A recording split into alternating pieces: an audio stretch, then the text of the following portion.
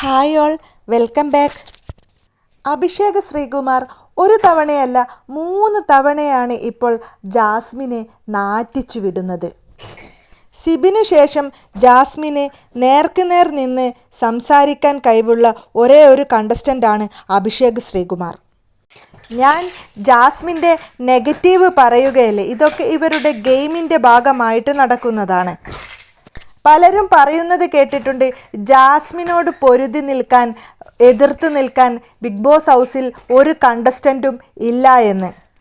എന്നാൽ ജാസ്മിൻ്റെ വായടിപ്പിക്കാൻ അഭിഷേക് ശ്രീകുമാർ എന്ന കണ്ടസ്റ്റൻറ്റിന് ഗഡ്സ് ഉണ്ട് എന്ന് പല തവണയായിട്ട് കാണിച്ചു കൊടുക്കുന്നുണ്ട്. നിന്റെ ശരികൾ ഒരിക്കലും ശരികളേ അല്ലായിരുന്നെന്ന് നീ മനസ്സിലാക്കേണ്ട സമയം എപ്പോഴേ കഴിഞ്ഞു ജാസ്മിൻ. നിന്റെ തീരുമാനം ഇന്നേ വരെ ബിഗ് ബോസ് ഹൗസിൽ ഒന്നും ശരിയായിട്ടില്ല. പ്രശ്നങ്ങളിൽ നിന്ന് പ്രശ്നങ്ങൾ മാത്രമേ ഉണ്ടായിട്ടുള്ളൂ. അങ്ങനെയുള്ള ഒരാളുടെ വാക്ക് എനിക്ക് ഒരു വാല്യൂവും ഇല്ല എന്നാണ് അഭിഷേക് ശ്രീകുമാർ ജാസ്മിനോട് പറയുന്നത്.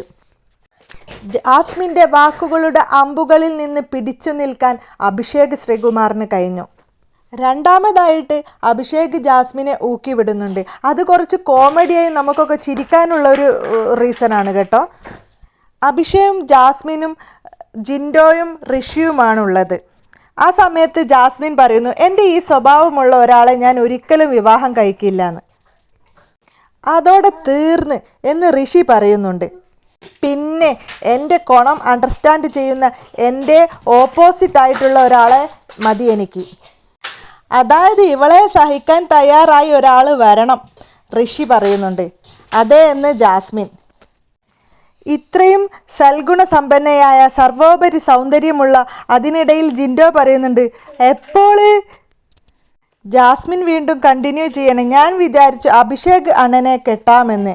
ജിൻഡോ, അയ്യോ, എൻ്റെ ജീവിതം നായി നക്കിന്നാവും അഭിഷേക് ശ്രീകുമാർ. അവസാനം ചമ്മി ജാസ്മിൻ, എന്താണ് എനിക്കൊരു കുറവ്, അതൊന്ന് പറയ്. കുറവേ ഉള്ളൂ. ഋഷി, ജിൻഡോ, അഭിഷേക് എല്ലാവരും ഒരുമിച്ചാണ് അത് പറഞ്ഞത്. കൂടുതലേ ഉള്ളൂ എന്നായി. എന്താ എനിക്ക് കൂടുതൽ? അഹങ്കാരം. അഭിഷേക് അവസാനം അങ്ങനെ പറഞ്ഞു. ജാസ്മിൻ ചോദിക്കണ്ടായിരുന്നു എന്നൊരവസ്ഥയിലായി. അവസാനം അഹങ്കാരത്തിന് മരുന്നില്ലെന്നായി. പാവം, അങ്ങനെ ഒന്നും പറയണ്ട. മൂന്നാമതായി, ഇതിന് മുമ്പേ ഒരു ദിവസം ഒരു രാത്രി ജാസ്മിനും അർജുനും അഭിഷേകും ഇരിക്കുന്ന സമയത്ത് അഭിഷേകിനോട് ജാസ്മിൻ ചോദിക്കുന്നുണ്ട്, നിനക്ക് ആരോടെങ്കിലും ക്രഷ് ഉണ്ടോ എന്ന്. അപ്പോൾ അഭിഷേക് പറയുന്നു, എനിക്ക് അങ്ങനെ ഒന്നും ഇല്ലയെന്ന്. അപ്പോൾ വീണ്ടും ചോദിക്കുന്നുണ്ട്, ആരോടെങ്കിലും ഒരു ക്രഷ്? അപ്പോൾ അഭിഷേക് പറയുന്നുണ്ട്, എനിക്ക് പറ്റിയ ഒരാൾ, എനിക്ക് എൻ്റേതായിട്ടുള്ള രീതിയിൽ ഇണങ്ങുന്ന ഒരാൾ ഈ ഒരു ബിഗ് ബോസ് ഹൗസിലില്ല എന്ന്. അപ്പോൾ കുറച്ച് പെണ്ണുങ്ങളെ പേരൊക്കെ പറയുന്നത് ബിഗ് ബോസ് ഹൗസിലുള്ള ശ്രീതു, നോറ, അപ്സര, അപ്പോൾ ഒക്കെ പറയുന്നു ചേ അങ്ങനെ ഓരോരുത്തരുടെ പേര് പറയുന്നു. അവസാനം ഇവളൊന്ന് ചോദിച്ചു, ജാസ്മിൻ. അപ്പോൾ അഭിഷേക് അയ്യേ എന്നൊരു വേർഡ്സ് പറയുന്നുണ്ട്. ഇതൊക്കെ എന്തിനാണ് ചോദിക്കുന്നത് എന്ന് എനിക്ക് മനസ്സിലായിട്ടില്ല. നിങ്ങൾക്ക് എന്തെങ്കിലും മനസ്സിലായിട്ടുണ്ടെങ്കിൽ ഒന്ന് കമൻറ്റ് ചെയ്യണേ. പലരും പറയുന്നത് കേട്ടിട്ടുണ്ട്, ബിഗ് ബോസ് ഹൗസിൽ ജാസ്മിന് ചേർന്നൊരു എതിരാളി ഇല്ല എന്ന്.